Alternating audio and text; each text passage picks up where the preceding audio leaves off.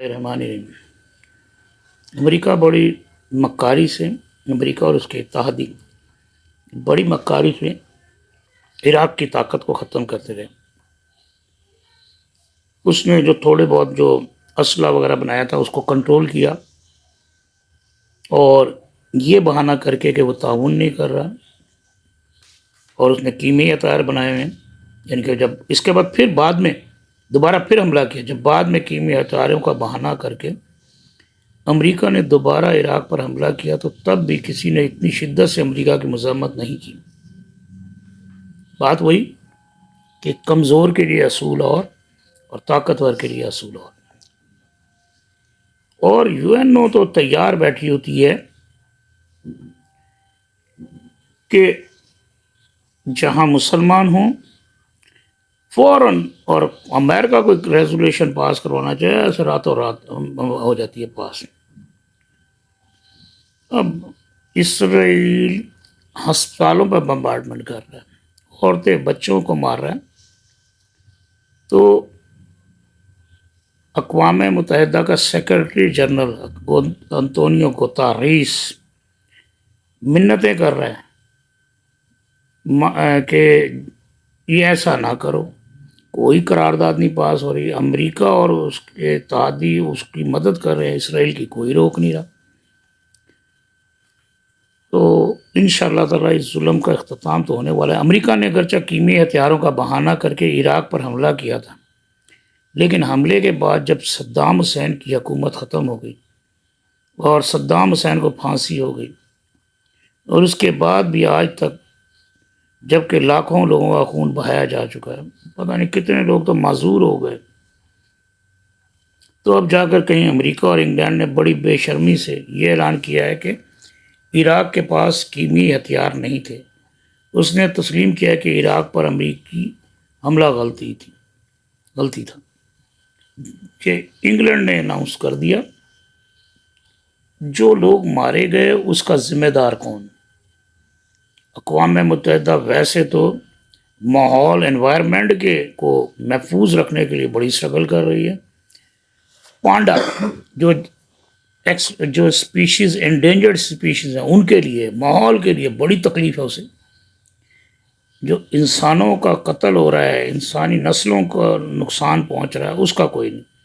ان کے اوپر کیس ہونا چاہیے تھا سیدھا کہ کیسے اتنی بڑی غلط فہمی ہو گئی کہ تم نے ایک ملک تباہ کر دیا، لاکھوں لوگ مار دیے، معذور کر دیے۔ بہرحال بے شرم لوگ ہیں، اور یو این او کے تھرو پوری دنیا پر رول کر رہے ہیں۔ ان کی اس غلطی کی وجہ سے لاکھوں افراد مارے گئے، نہ جانے کتنے معذور ہو گئے، عورتیں بیوہ ہو گئے، بچے یتیم ہو گئے۔ یہ کیا تھا؟ کیا یہ دہشت گردی نہیں تھی؟ بالکل اسی طرح جب پرانے وقتوں میں جب برٹش رول کرتے تھے، مخالفین کو ڈاکو کہہ کے مار دیتے تھے، حکمران باغی کہہ کے مار دیتے تھے۔ بعد میں تحقیق کرنے سے بعد میں بات کھلتی تھی کہ یار نہ تو وہ ڈاکو تھا نہ وہ باغی تھا، بالکل ایسا ہی انہوں نے صدام کے ساتھ کیا، اور ایسا ہی کر رہے ہیں۔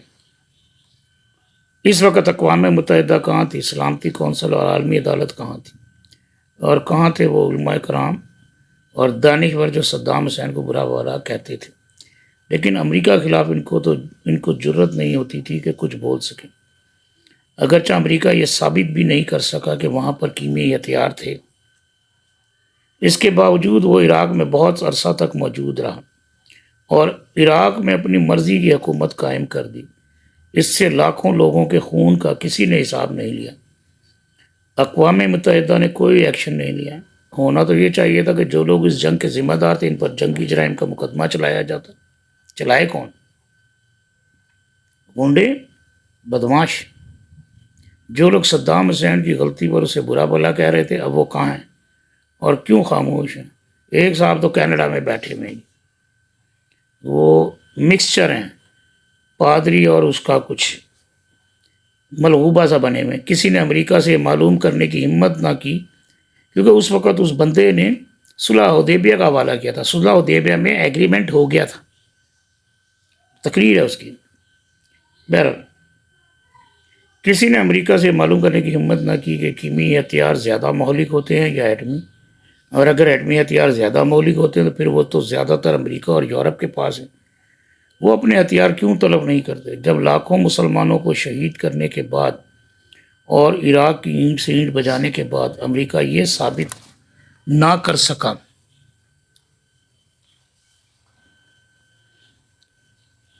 کہ عراق کے پاس کیمیائی ہتھیار ہیں، اور اس نے اعلان بھی کیا کہ عراق کے پاس کیمیائی ہتھیار نہیں تھے، تو جو لوگ صدام حسین کو برا بھلا کہا کرتے تھے انہوں نے اس پر کوئی احتجاج نہیں کیا. آج تو بلکہ امریکہ سے جا کے بیٹھے ہیں. چلیں اگر یہ مان لیں کہ صدام حسین غلط تھا، لیکن طالبان تو نیک لوگ تھے، اور انہوں نے جب یہ اعلان کر دیا کہ ہم اسامہ کو عالمی عدالت میں پیش کر دیتے ہیں، تو اس کے باوجود امریکہ نے افغانستان پر حملہ کر دیا. یعنی کہ ملا ضعیف نے باقاعدہ، میں نے وہ اس کی پریس کانفرنس دیکھی، کیونکہ امریکہ کا دعویٰ ڈیمانڈ تھی کہ صدام کو ہمارے حوالے کیا جائے، حالانکہ پروف کوئی نہیں تھا. صدام کو امریکہ کے حوالے کیوں کرتے؟ عالمی عدالت کس لیے؟ عالمی عدالت میں اگر انہوں نے کہا کہ ہم عالمی عدالت میں پیش کرتے تو مسئلہ ختم تھا، لیکن امریکہ نے کہا بدماش کہ اب تو حملہ ہوگا، انشاءاللہ تعالیٰ اختتام بھی ہو رہا ہے. تب انہوں نے اس وقت ان علماء کرام نے، علماء دین میں جن لوگوں نے عراق کی مخالفت کی تھی، کسی نے امریکہ اور اس کے اتحادیوں پر کوئی تنقید نہیں کی جو عراق پر امریکی حملے کے وقت صدام حسین کو برا بھلا کہہ رہے تھے. اس وقت کسی عالم دین تک نے یہ نہیں کہا کہ مسلمانوں پر جہاد فرض ہو گیا ہے. بجائے اس کے کہ وہ جہاد کا اعلان کرتے ہیں، انہوں نے طالبان کی خامیاں بیان کرنی شروع کر دی، الٹا انہیں دہشت گرد کہنا شروع کر دی. کیا طالبان کی غلطیاں اگر تھیں تو ایسی تھیں کہ ان پر ایک غیر مسلم حکومت حملہ کرتی؟ اصل میں بدماش ہے. میں تمام علماء کو نہیں کہہ رہا، بڑے بڑے بہادر، وہ جو وہاں جا کے لڑے وہ دیندار لوگ ہی لڑے، عالم ہی لڑے. جن علماء میں نفاق ہوتا ہے وہ ایسے موقع پر کرتے ہیں. دوسری بات، امریکہ یورپ میں قتل ہونے پر اتنی سختی نہیں ہے. یورپ میں 6 سال سزا ہے. امریکہ نے عافیہ صدیقی کو پکڑا صرف اس بات پر کہ اس نے 2 فوجی آفیسرز کو گن چھینی، قتل کوئی نہیں کیا. 85 سال 86 سال کی سزا دے دی. کیا انصاف ہے. پھر ہم لوگ تمام لوگ تعریفیں کرتے ہیں امریکہ کی، اور واہ کیسا ملک ہے، اور یورپ کی، کہ جی تعریف کرتے نہیں تھکتے.